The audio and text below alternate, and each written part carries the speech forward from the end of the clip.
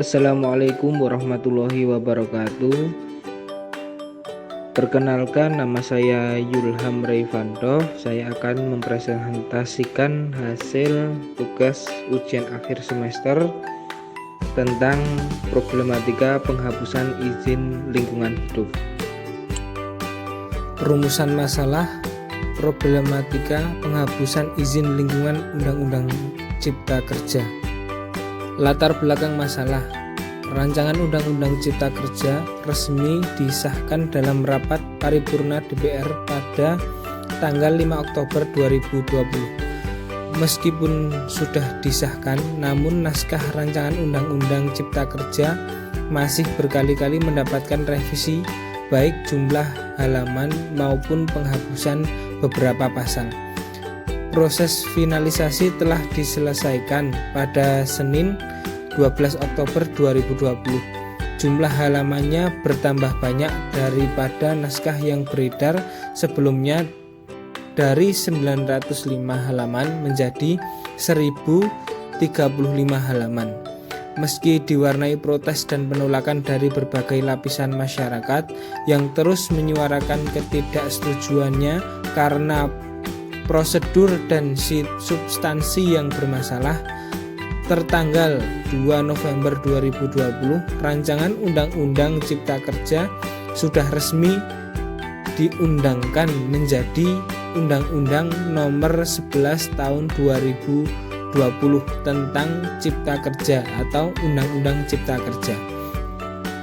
Jumlah halaman final berubah menjadi 1187 lembar dengan tanda tangan Presiden Joko Widodo atau Jokowi ada di halaman 76.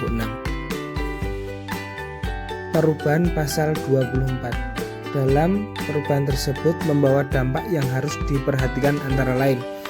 Yang pertama, beban kerja pemerintah pusat akan lebih banyak apabila tidak diikuti dengan pendelegasian yang tepat dan proporsional. Yang kedua, mengandung resiko mempersulit akses informasi bagi masyarakat maupun pelaku usaha di daerah, khususnya daerah yang sulit dijangkau dan masih tertinggal dalam bidang teknologi informasi dalam pengajuan AMDAL.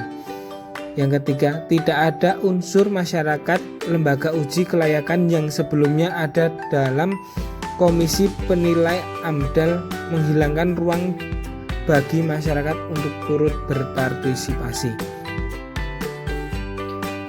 Penghapusan pasal 38.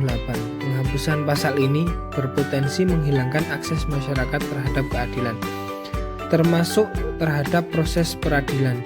Hal demikian sangat tidak sesuai dengan Indonesia sebagai negara hukum. Salah satu hak dasar warga negara yang dimandatkan oleh konstitusi atau Undang-Undang Dasar 1945 pasal 28D ayat 1 adalah persamaan di hadapan hukum serta berhak memperoleh kepastian hukum yang adil yang berlaku untuk setiap warga negara. Selanjutnya, penghapusan pasal 40. Penghapusan ini harus dimaknai sebagai hilangnya kontrol langsung pengelolaan lingkungan terhadap suatu usaha dan kegiatan, karena ada potensi bahwa pembatalan persetujuan lingkungan tidak serta-merta membatalkan perizinan berusaha.